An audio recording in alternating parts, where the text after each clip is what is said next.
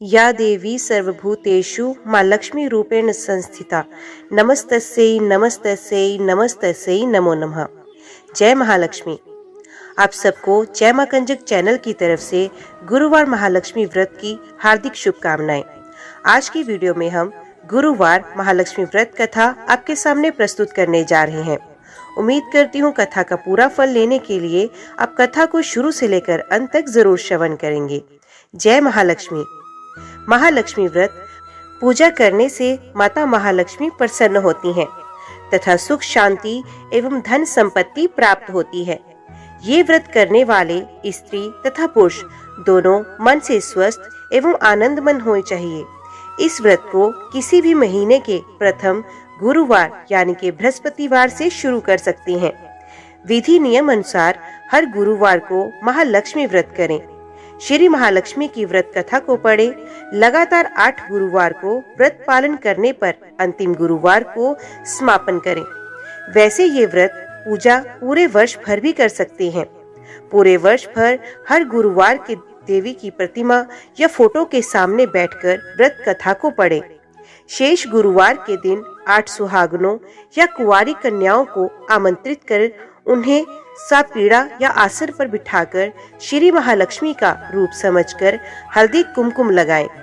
पूजा की समाप्ति पर फल प्रसाद वितरण करें तथा इस कथा की एक प्रति उन्हें देकर नमस्कार करें।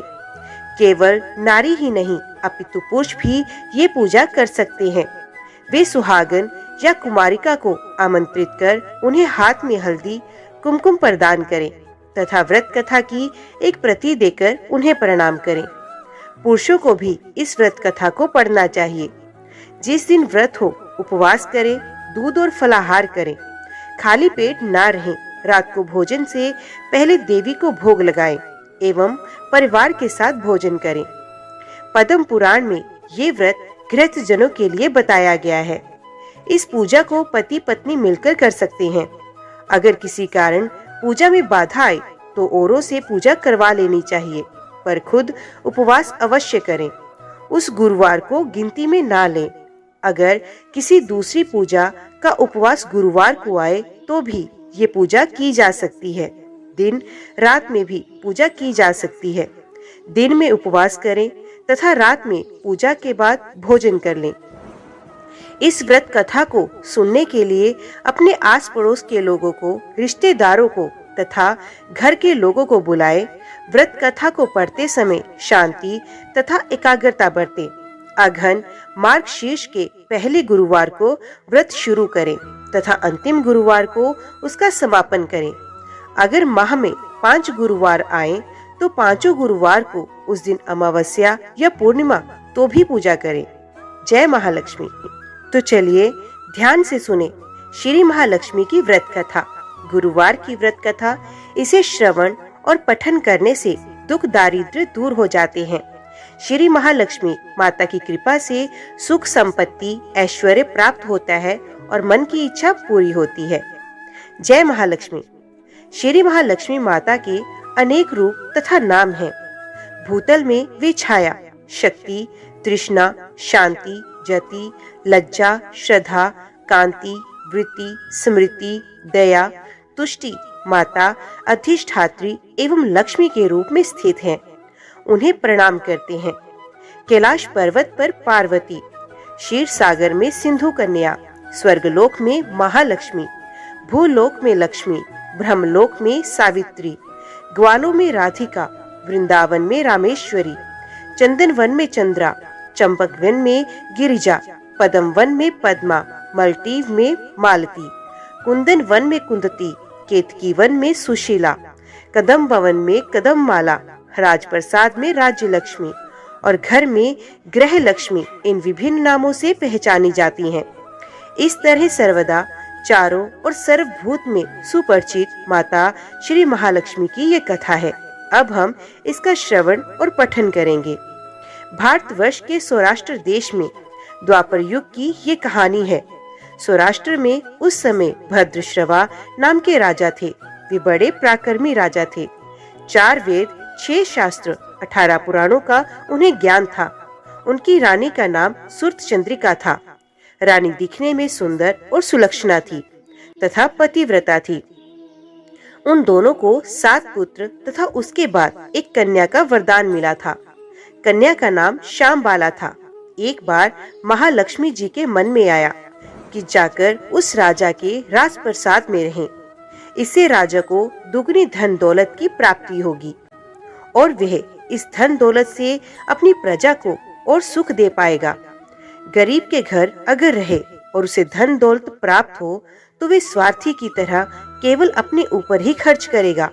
ये सोचकर श्री महालक्ष्मी जी ने बूढ़ी ब्राह्मण स्त्री का रूप धारण किया। हाथ में लाठी लिए लाठी के सहारे रानी के द्वार तक पहुंची। यद्यपि उन्होंने बूढ़ी औरत का रूप धारण किया था, पर उनके चेहरे पर देवी का तेज था। उन्हें देखते ही एक दासी सामने आई। उसने उनका नाम, धाम, काम, धर्म पूछ डाला। वृद्ध ब्राह्मण का रूप धारित माता लक्ष्मी ने कहा, बालिके, मेरा नाम कमला है। मेरे पति का नाम भुवनेश है। हम द्वारिका में रहते हैं। तुम्हारी रानी पिछले जन्म में एक वैश्य की पत्नी थी। वे वैश्य गरीब था। दारिद्र्य के कारण हर रोज घर में झगड़े होते थे तथा उसका पति रोज उसे मारता था। इन बातों से तंग आकर वे घर छोड़कर चली गई तथा वन जंगल में खाली पेट भटकने लगी। उसकी इस दुर्दशा पर मुझे दया आई। तब मैंने उसे सुख संपत्ति देने वाली श्री महालक्ष्मी की कथा सुनाई। मेरे कहने पर उसने श्री महालक्ष्मी का व्रत भी किया। श्री महालक्ष्मी प्रसन्न हुई और उसकी गरीबी दूर हुई। उसका घर संसार, दौलत, संतति, संपत्ति से भर गया। बाद में पति पत्नी दोनों परलोक सिधारे। लक्ष्मी व्रत करने के कारण वे लक्ष्मी लोक में रहे। उन्होंने जितने साल महालक्ष्मी का व्रत किया उतने हजारों साल उन्होंने सुख भोग मिला। इस जन्म में उसका जन्म राजघराने में हुआ, परंतु वे श्री महालक्ष्मी का व्रत करना भूल गई है।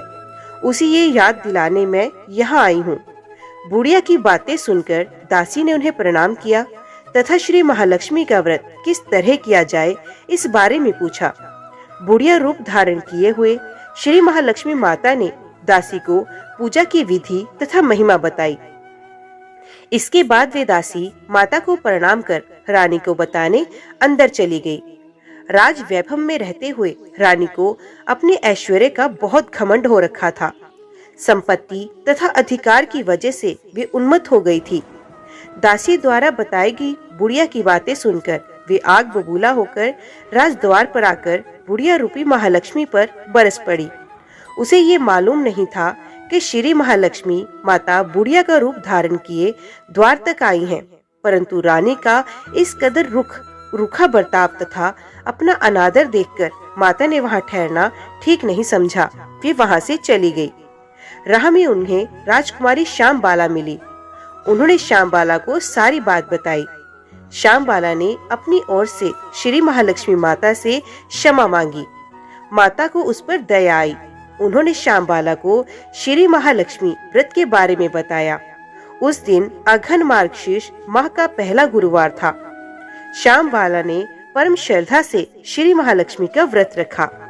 फल स्वरूप राजा सिद्धेश्वर के सुपुत्र मालाधर से उसका विवाह हुआ। वे धन दौलत ऐश्वर्य वैभव से माला माल हो गई। पति के साथ ससुराल में आनंद से दिन बिताने लगी। इधर श्री महालक्ष्मी का रानी पर प्रकोप हुआ। फल स्वरूप राजा भद्रश्रवा का राज्य एवं राज कारोबार नष्ट हो गया। यहाँ तक कि खाने के भी लाले पड़ गए। ऐसी हालत में एक दिन रानी ने राजा से निवेदन किया, हमारा दामाद इतना बड़ा राजा है, धनवान है, ऐश्वर्यशाली है, क्यों न उसके पास जाएं, अपना हाल उसे बताएं, वे जरूर हमारी मदद करेगा।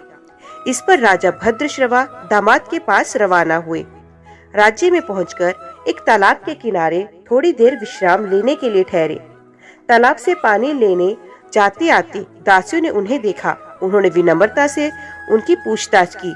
जब उन्हें ये मालूम हुआ कि वे रानी श्यामबाला के पिता हैं, तो दौड़ते हुए जाकर उन्होंने रानी को सारी बात बताई।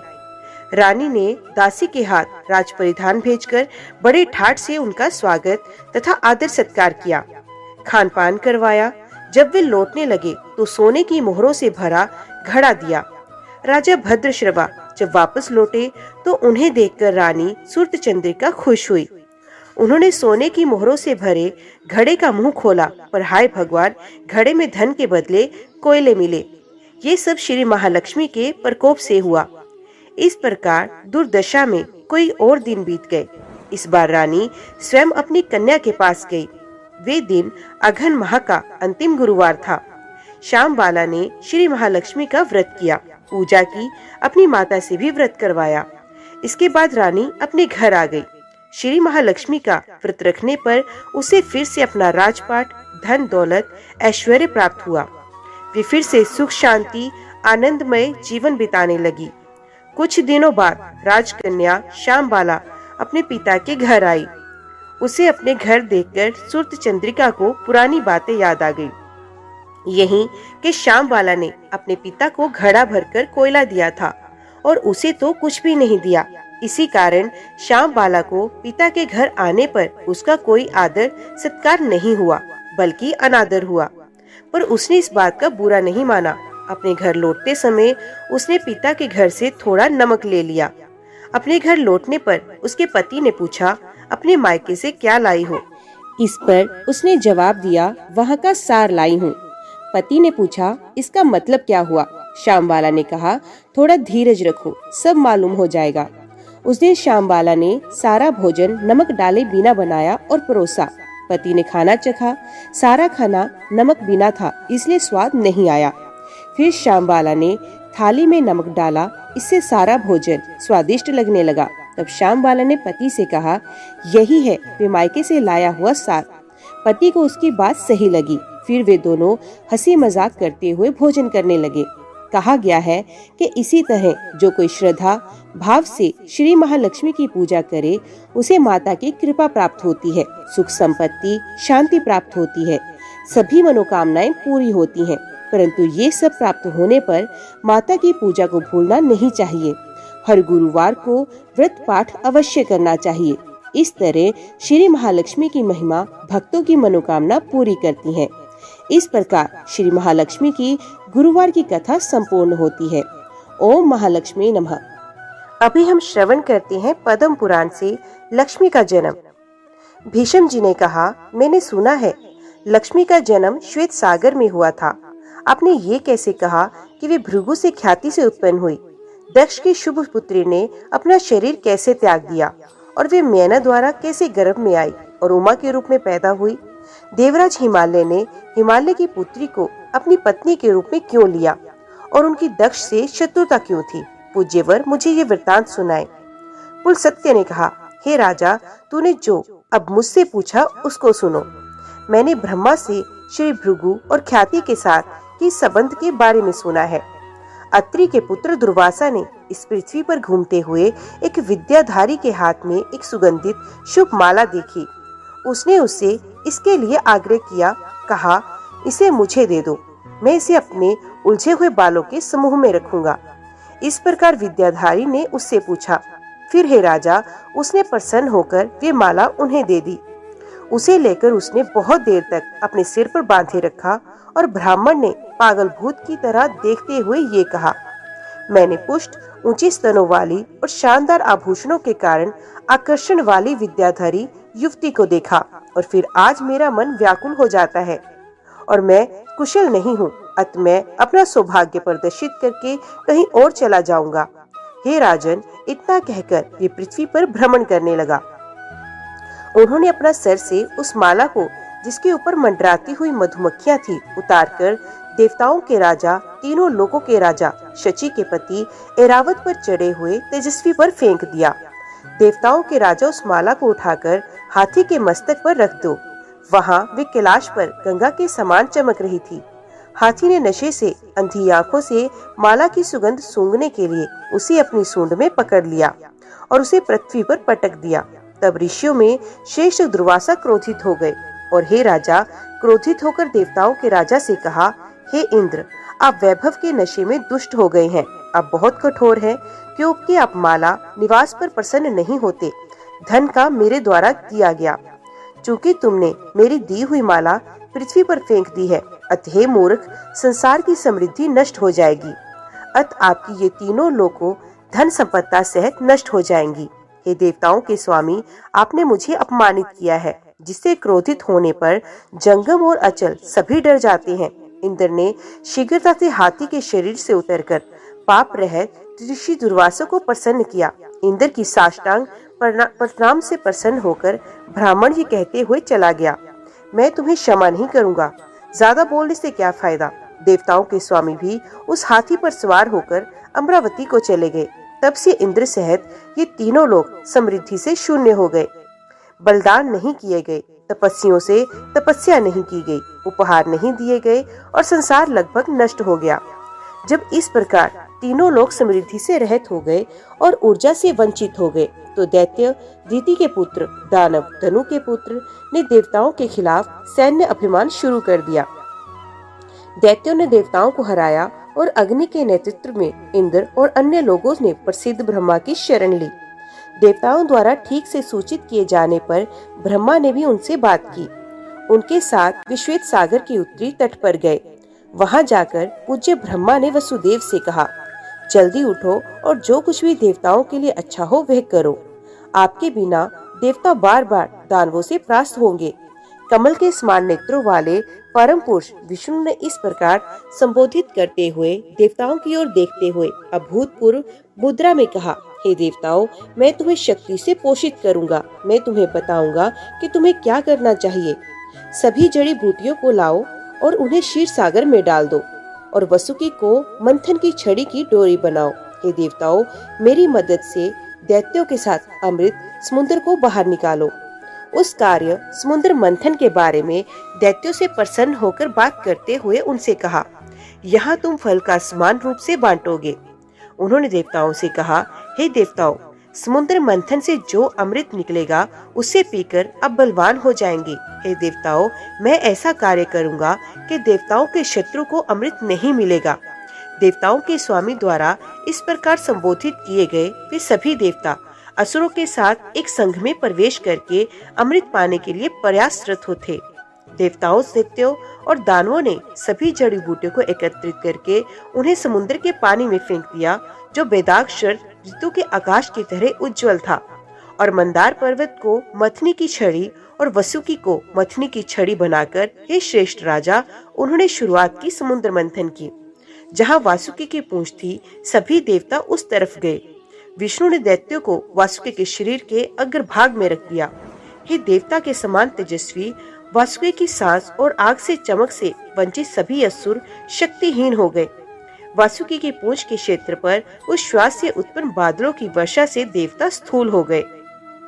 समुद्र में बुद्धिमानों में श्रेष्ठ शरदेव ब्रह्मा और महान तेज वाले महादेव विष्णु की पीठ पर बने रहे। ब्रह्मा शत्रुओं को पीड़ा देने वाले दोनों हाथों से मंदार पर्वत को पकड़े हुए थे और मंदार पर्वत को पकड़ने के लिए कुछ जंजीरें तैयार कर रहे थे। देवताओं और राक्षसों के बीच बने रहे। विष्णु ने स्वयं मत्स्य के रूप में समुद्र में रहकर असामान्य चमक से देवताओं का पोषण किया। फिर जब देवताओं और राक्षसों द्वारा क्षीर सागर का मंथन किया जा रहा था, तो सबसे पहले देवताओं द्वारा सम्मानित आहुति का एक सुगंधित पात्र प्रकट हुआ। हे अत्यंत बुद्धिमान, तब देवता और दानव प्रसन्न हुए। उनका मन विचलित था और आंखें निश्चल थी। जब सिद्ध 8 अलौकिक शक्तियों वाले अर्थ दिव्य प्राणी स्वर्ग में सोच रहे थे, ये क्या है, देवी वारुणी प्रकट हुई। नशे के कारण उसकी आंखें घूम रही थी। फिर वहां से घूमती हुई और हम कदम पर लड़खड़ाती हुई और केवल एक वस्त्र, खुले बाल, उसकी आंखें गतिहीन और उनके कोने लाल थे। मैं शक्ति देने वाली देवी हूँ, राक्षस मुझे ले जा सकते हैं। वारुणी को अपवित्र मानकर देवताओं ने उसे जाने दिया। तब राक्षस उसे ले गए। उनके द्वारा ले जाकर वे शराब बन गई। मंथन के दौरान पारिजात, देवताओं का धन, स्वर्ग में वृक्ष प्रकट हुआ। फिर 60 करोड़ दिव्य अप्सराओं की सेना आई, जो देवताओं और राक्षसों में समान थी, और वे सभी किसी धार्मिक कार्य की कर्ता के लिए सामान्य अर्थात उपलब्ध होने के लिए दृढ़ थे। तब देवताओं को प्रसन्न करने वाला चंद्रमा ऊपर आ गया। भगवान शंकर ने प्रार्थना की कि ये चंद्रमा निस्संदेह मेरे उलझे बालों का आभूषण होगा। मैंने उसे ले लिया। ब्रह्मा उसके घर का आभूषण होने पर सहमत हुए। तभी घातक जहर से अन्य देवताओं सहित सभी देवता और दानव पीड़ित हो गए। महादेव ने अपनी इच्छा से वे विष पी लिया। इसे पीने के कारण महादेव का कंठ गहरा नीला हो गया। नागों ने श्वेत महासागर से निकला बचा जहर पी लिया। तभी स्वयं धन्वंतरी सफेद शस्त्र धारण किए हुए चले आए। वे अमृत से भरा घड़ा लेकर ऊपर आए। तब वैद्यों के स्वामी को देखकर देवता निश्चिंत हो गए। तभी घोड़ा और हाथी ऐरावत आए। तब खिले हुए कमल पर विराजमान और कमल धारण किए हुए तेजस्वी तेज वाली देवी श्री उस जल से निकली। महान ऋषियों ने हर्षपूर्वक श्री सुकत नामक स्तोत्र से उनकी स्तुति की। विश्वावसु के नेतृत्व में गंधर्वों ने उसके सामने गाया और घृतजी के नेतृत्व में दिव्य अप्सराओं के समूह ने वहां नृत्य किया। गंगा आदि नदियां अपने जल से लक्ष्मी को स्नान कराने के लिए वहां आती थी। हाथियों ने सोने के बर्तनों में शुद्ध जल लाकर समस्त लोगों की महान अधिष्ठात्री देवी को स्नान कराया। स्वयं क्षीरसागर ने उन्हें खिले हुए कमलों की माला दी। विश्वकर्मा ने उसके शरीर पर आभूषण पहनाए। इंद्र जैसे देवताओं की सेना विद्याधर और महान सांप राक्षस दानव घृको सहित महान दैत्य राक्षस उस कन्या की लालसा करते थे जिसने स्नान किया था, दिव्य फूल और वस्त्र पहने थे और आभूषणों से सुसज्जित थी। तब ब्रह्मा ने कहा, हे वसुदेव, केवल आप ही उसे स्वीकार करें जो मैंने आपको अर्पित किया है। इस मामले में मेरे द्वारा देवताओं और राक्षसों को मना किया गया है, अर्थात उसका हाथ मांगने से। मैं आपके स्थिर प्रदर्शन से प्रसन्न हूँ। ब्रह्मा को ने देवी को इस प्रकार संबोधित किया, हे देवी, केशव के पास जाइए। मेरा दिया हुआ वर पाकर आप बहुत वर्षों तक सुखी रहना। जब सभी देवता देख रहे थे तब उसने हरि की गोद का सहारा लिया। फिर हृदय तक पहुंचकर उसने भगवान विष्णु से ये शब्द कहे, हे सारे संसार के प्रिय, मैं तुम्हारे द्वारा त्यागा नहीं जा सकती। मैं सदैव तुम्हारी आज्ञाकारी रहकर तुम्हारे हृदय में निवास करूंगी। तब हे श्रेष्ठ राजा, लक्ष्मी द्वारा देखे गए देवता जिन्होंने विष्णु की गोद का सहारा लिया था अचानक बहुत खुश हो गए, लेकिन दैत्य जो विष्णु के विरोधी थे बहुत निराश हुए। लक्ष्मी ने विप्रचित्ति के नेत्र वाले दानवों को त्याग दिया। तब पाप से रह भरे अत्यंत शक्तिशाली दैत्यों ने धन्वंतरी के हाथ में लगे अमृत को छीन लिया। लेकिन विष्णु ने स्त्री रूप धारण कर दानवों को छल से मोहित कर उनके पास आकर कहा, घड़ा मुझे दो, मैं आप तेरी आज्ञा मानकर तेरे घर में रहूंगी। तीनों लोकों में सबसे सुंदर और मनमोहक शरीर वाली उस सुंदर स्त्री को देखकर उनके मन में लालच और लालसा के कारण उन्होंने वे अमृत उसे दे दिया और सामने की ओर देखने लगे। विष्णु ने दानवों से अमृत लेकर देवताओं को दे दिया। तब शुक्र ने नेतृत्व में देवताओं की सेना ने उस अमृत को पी लिया। दैत्यों ने अपने हथियार और तलवारें उठाकर उन पर हमला कर दिया। अमृत पीने के बाद शक्तिशाली होने के कारण देवताओं द्वारा दैत्यों की सेना को परास्त करा दिया गया। देवताओं द्वारा मारे जाने के कारण वे अलग अलग स्थानों की ओर मुड़ गए और पाताल लोक में प्रवेश कर गए। तब देवताओं ने प्रसन्न होकर शंख चक्र और गदाधारी विष्णु को नमस्कार करके पहले की भांति स्वर्ग की ओर प्रस्थान किया। तब से हे भीष्म, दानव देवियों के लिए उत्सुक हो गए। कृष्ण अर्थात विष्णु द्वारा मानसिक रूप से शापित होकर वे निचली दुनिया में चले गए। तब मन भावन कांति वाला सूर्य अपने रथ पर चला। मनमोहक तेज की अग्नि प्रज्वलित हो उठी और सभी प्राणियों ने धर्म का सम्मान किया और श्री से संपन्न तीनों लोकों की विष्णु द्वारा रक्षा की गई। तब विश्व के संरक्षक ब्रह्मा ने देवताओं को संबोधित किया, मैंने आपकी सुरक्षा के लिए विष्णु और देवताओं के प्रमुख भगवान उमा को नियुक्त किया है। चूंकि प्रतीक्षा करने पे वे आपके प्रति दयालु होंगे, वे आपके कल्याण का ध्यान रखेंगे और वे आपकी भलाई का ध्यान रखते हुए आपको वरदान देंगे। इतना कहकर भगवान अपने रास्ते को चले गए। जब सभी लोगों के पितामह गायब हो गए और जब इंद्र स्वर्ग चले गए, उसी क्षण विष्णु और शंकर वैकुंठ और कैलाश पहुँचे। तब देवताओं के राजा ने तीनों लोकों की रक्षा की। इस प्रकार महिमामयी लक्ष्मी क्षीर सागर से प्रकट हुई। हे महान राजा, ये शाश्वत अर्थात लक्ष्मी भृगु से ख्याति के पास फिर से महान वैभव के साथ पैदा हुई थी। महान ऋषि भृगु ने सबसे पहले अपनी राजधानी उनके नाम पर नर्मदा नदी के तट पर बनाई और ब्रह्मा द्वारा अनुमोदित की गई थी। वे अपना शहर और उसकी चाबी अपने पिता को देकर दिव्य लोक में आ गई और वापस आकर अपने पिता से उसे वापस लौटाने को कहा। जब उसने भृगु को दिया हुआ नगर मांगने पर भी लोभ से उसे वापस नहीं मिला, तब उसने विष्णु से कहा, मुझे मेरे पिता ने अपमानित किया है। उसने मेरा शहर ले लिया, उसे ये छीनकर मुझे दो। कमल के समान नेत्रों वाले, चक्र और गदा धारण करने वाले भगवान भृगु के पास जाकर उनसे विनय पूर्वक बोले, नगर अपनी बेटी को दो, दयालु बनो, चाबी और ताला दोनों उसे दो। क्रोधित होकर भृगु ने उनसे कहा, मैं उसे नहीं दूंगा। हे भगवान, ये लक्ष्मी का शहर नहीं है, इसे मैंने खुद ही गढ़ा है। सर, मैं नहीं दूंगा, मेरी निंदा करना बंद कीजिए। फिर प्रभु ने उससे कहा, नगर को लक्ष्मी को दो, हर तरह से। हे महान ऋषि, मेरे आदेश से आपको इसे छोड़ना ही होगा। तब क्रोध से आविर्दिश होकर भृगु ने भी केशव से कहा, हे सज्जन, तुम अपनी पत्नी के प्रति पक्षपात के कारण अब मुझे परेशान कर रहे हो। हे मधुसूदन, आपके मानव शरीर में, मानव संसार में 10 जन्म होंगे। तुम्हें अपनी पत्नी से वियोग में अनेक कष्ट सहने भी पड़ेंगे। भृगु ने अत्यंत क्रोधित होकर उन्हें इस प्रकार शाप दिया। महान विष्णु ने भी उसे वापस शाप दिया, हे मुनिश्रेष्ठ, तुम्हें अपने बच्चों का स्नेह नहीं मिलेगा। इस प्रकार ऋषि को शाप देकर वे ब्रह्मा के लोक में चले गए। कमल से उत्पन्न उन्हें अर्थात ब्रह्मा को देखकर केशव ने कहा, महोदय, आपका ये पुत्र भृगु बहुत चिड़चिड़ा है। बिना किसी कारण के उन्होंने मुझे शाप दिया। तुम्हें मानव संसार में मनुष्य के रूप में 10 जन्म मिलेंगे और उसके परिणाम स्वरूप तुम्हें कई प्रकार के दुखों का सामना करना पड़ेगा और उनके कारण कष्ट भोगना पड़ेगा।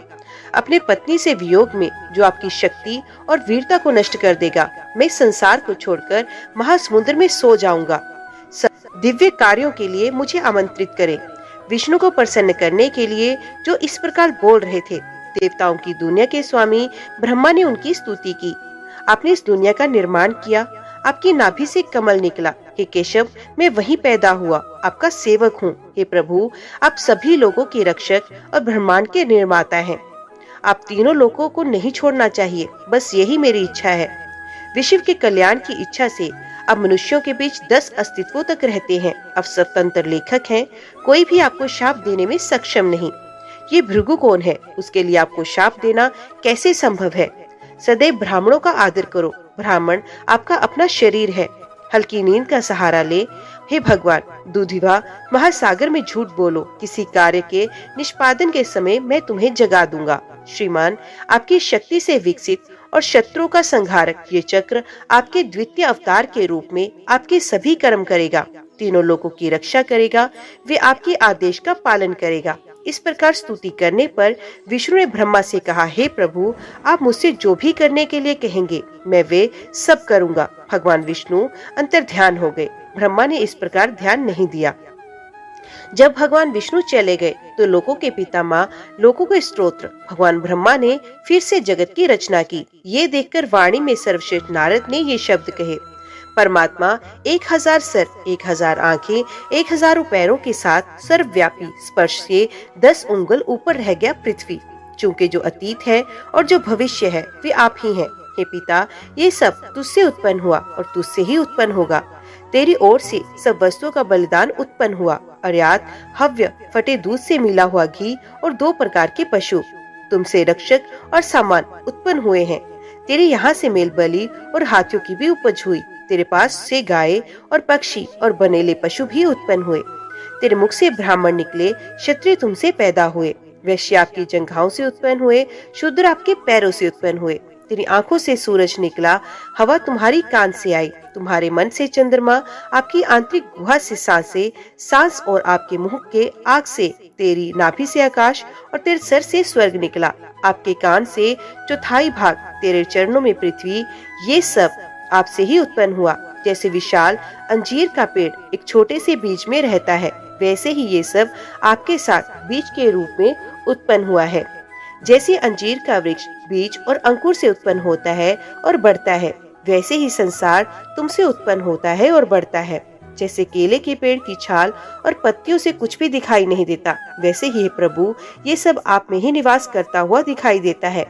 तुझ में सुखदायक शक्ति है, यह केला ही आपके पास आया है। गुणों से रहित आप में हर्ष और क्लेश उत्पन्न करने वाली मिश्रित शक्ति विद्यमान नहीं है। अलग अलग और एक होकर रहने वाले तथा संपूर्ण भूतों में आपको नमस्कार है। आप व्यक्त, प्रधान, अपनी पहली संतान और सार्वभौमिक स्वामी हैं। प्रत्येक वस्तु में आप ही सर्वस्व हैं, आप ही सब कुछ है और आप सभी रूप धारण करते हैं। सब कुछ तुमसे ही उत्पन्न हुआ। आप सबकी आत्मा को नमस्कार है। ये सबके स्वामी, आप सभी प्राणियों की आत्मा है, क्योंकि आप सभी प्राणियों में विद्यमान हैं। मैं आप क्या बताऊं, चूंकि तुम ये सब कुछ जानते हो जो हमारे मन में है। हे प्रभु, तूने मेरी ये अभिलाषा पूरी कर दी। मेरी तपस्या अच्छी तरह से सफल हुई, क्योंकि हे जगत के स्वामी, मैंने आपको देखा है। ब्रह्मा ने कहा, हे पुत्र, ये तेरी तपस्या का ही फल है कि तूने अब मुझे देखा है। हे नारद, मेरा दर्शन यहाँ व्यर्थ नहीं होगा, अतः अपनी इच्छा अनुसार वर मांगो। हे पुत्र, मेरे दर्शन होते ही सब कुछ सिद्ध हो जाता है।